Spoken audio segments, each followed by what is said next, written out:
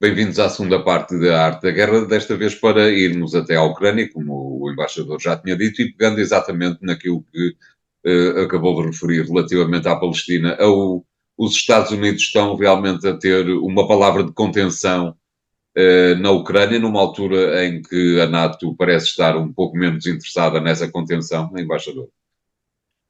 Outra, os Estados Unidos são a NATO, ou a, Certo. ou a NATO são os Estados Unidos. E, portanto, nada se fará na NATO, em nome da NATO, que os Estados Unidos não queiram. O que não significa necessariamente que os outros Estados consigam, que os Estados Unidos consigam determinar em absoluto a NATO. Mas, de certa maneira, conseguem sobredeterminar, para usar um conceito velho. E, portanto, os Estados Unidos estão com um problema interno relativamente ao financiamento da sua operação na Ucrânia. Os republicanos têm vindo a criar, como é sabido, dificuldades do ponto de vista orçamental para desembolsar esse dinheiro. Já aqui foi explicado, e não sou eu que o digo, quem o diz é o chefe da diplomacia americana, Anthony Blinken, que esse dinheiro, 90% desse dinheiro ficará nos Estados Unidos, será para financiar, digamos, compras de material de guerra para a Ucrânia, mas por empresas americanas, razão pela qual, digamos, o convencimento que é feito junto dos congressistas é feito na base de, atenção, nós estamos a favorecer empresas dos vossos Estados. Isto é para tentar que os congressistas sintam que aquilo é uma ajuda de Estado, no fundo. Os americanos estão com essas dúvidas e isso tem prejudicado, ao que parece, extremamente aquilo que é a ação ofensiva ou defensiva ucraniana. Os sinais que Zelensky dá, disse-o aliás numa entrevista ao Washington Post, que dizia que a continuar assim, com estas dificuldades de material, nós teremos que recuar nas nossas linhas e teremos que fazer, digamos, seletivamente um recuo geográfico naquilo que são as nossas linhas de defesa. Isto ao mesmo tempo é somado a uma discussão na Europa que tem vindo a crescer no seu, eu diria mesmo na sua retórica, tendo em atenção aquilo que considera ser um risco que lhe vai cair nos braços, em particular se os Estados Unidos se os Estados Unidos caírem nos braços de Trump, que será naturalmente alguém que tem uma leitura mais restritiva da ação na Ucrânia do que tem Joe Biden, e por isso mesmo há um mal-estar que está a projetar-se sobre Kiev. Zelensky dá sinais de algum nervosismo. Nós perceberíamos naturalmente que um presidente ucraniano deva estar nervoso, dadas as responsabilidades que tem, o que fez com que tivesse afastado um conjunto muito alargado de assessores e adjuntos, o que faz presumir, digamos, algum mal-estar.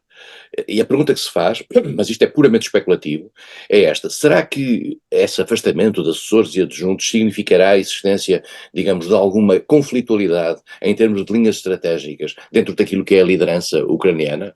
Os russos passam o tempo a dizer que os ucranianos daqui a dias vão afastar Zelensky. Como é sabido, Zelensky acabou no final do mês passado o seu mandato e deveria ter havido eleições. Mas nós também podemos presumir a dificuldade que é fazer eleições presidenciais em tempo de lei marcial na Ucrânia. E por isso mesmo, o prolongamento, digamos, deste mandato oficiosamente, eu diria que tem todo sentido num estado de guerra. Mas isso também, de certa maneira, cria a Zelensky uma pressão. Há quem diga que o afastamento de Zaluzny, que foi para embaixador da Ucrânia em Londres, significou, digamos, o afastamento de um adversário. Há quem diga que as mudanças... Já não é o primeiro. Já não é o primeiro. Há quem diga que as mudanças nas Forças Armadas não são totalmente bem aceitas por parte da estrutura das Forças Armadas, e os russos, volto a dizê-lo, dizem que há uma espécie de um pré-golpe de Estado em Kiev.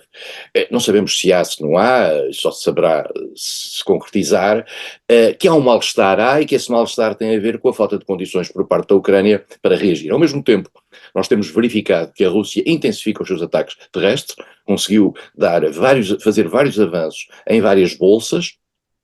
Ao que dizem os especialistas militares, não em todas, há 3 bolsas que eu não posso designar agora no mapa, em que os avanços russos não são tão impressivos quanto isso, o que significa, portanto, que a sua capacidade de atuação, apesar de tudo, tem os seus limites, e a Rússia, vale a pena dizê-lo, é um país que tem alguma capacidade de atuação no terreno convencional, com muitos gastos e muito desgaste em termos de pessoas, terá perdido, enfim, umas centenas de milhares de cidadãos nesta guerra, e agora vai lançar mais um novo recrutamento, aliás, como vai fazer também a Ucrânia. A Ucrânia fez um novo recrutamento até aos 25 anos. Há uma coisa que já agora vale a pena lembrar aqui, é que, contrariamente à Rússia, em que os recrutamentos são dos 18 aos 30 anos, no caso da Ucrânia, os recrutamentos só começavam aos 27 anos.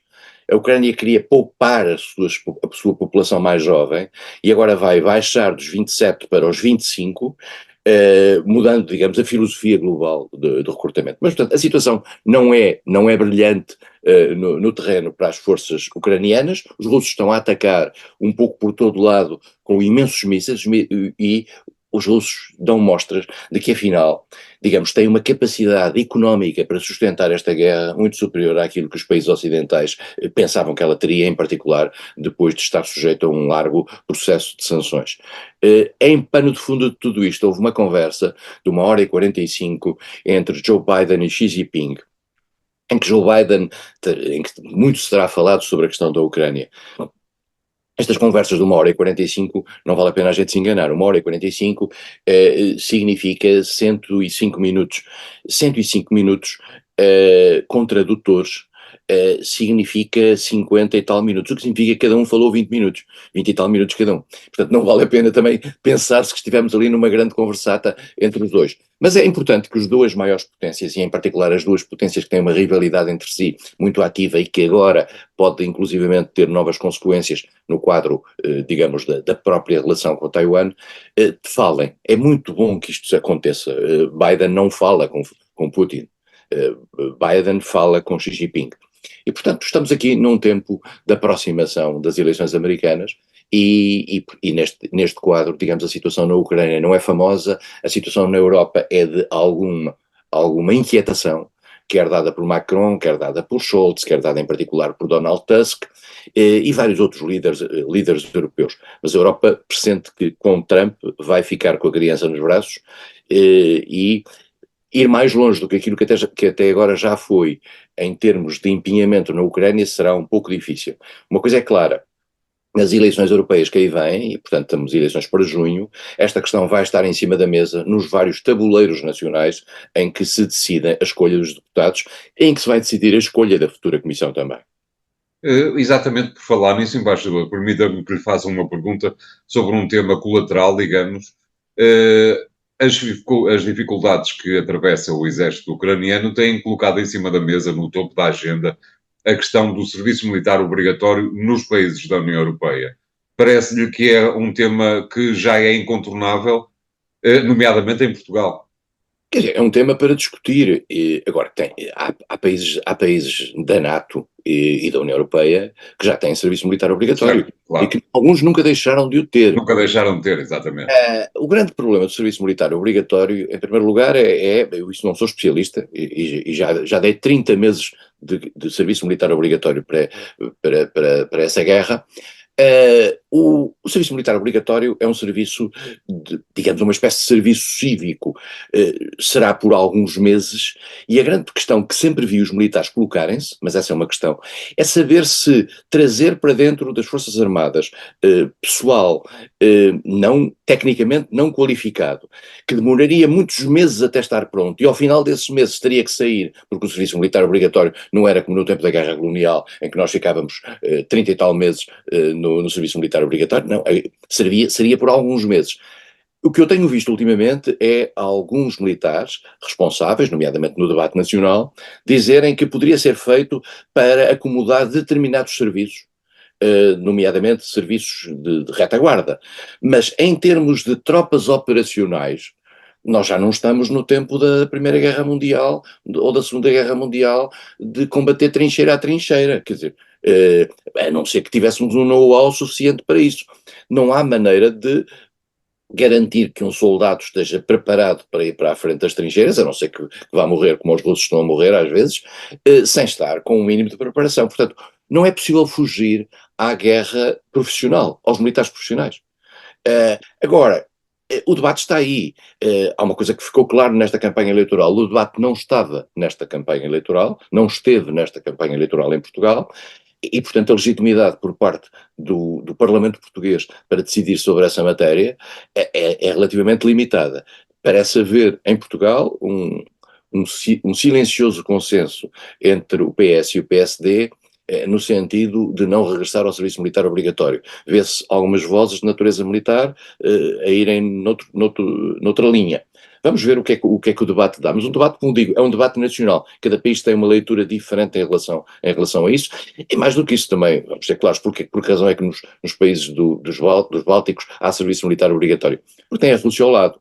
E os países europeus, como já temos aqui sublinhado por várias vezes, têm uma leitura do risco em questão em que incorrem diferente, se calhar inconscientemente, mas há quem diga que Portugal devia ter uma leitura do risco da guerra na Ucrânia maior do que o que tem.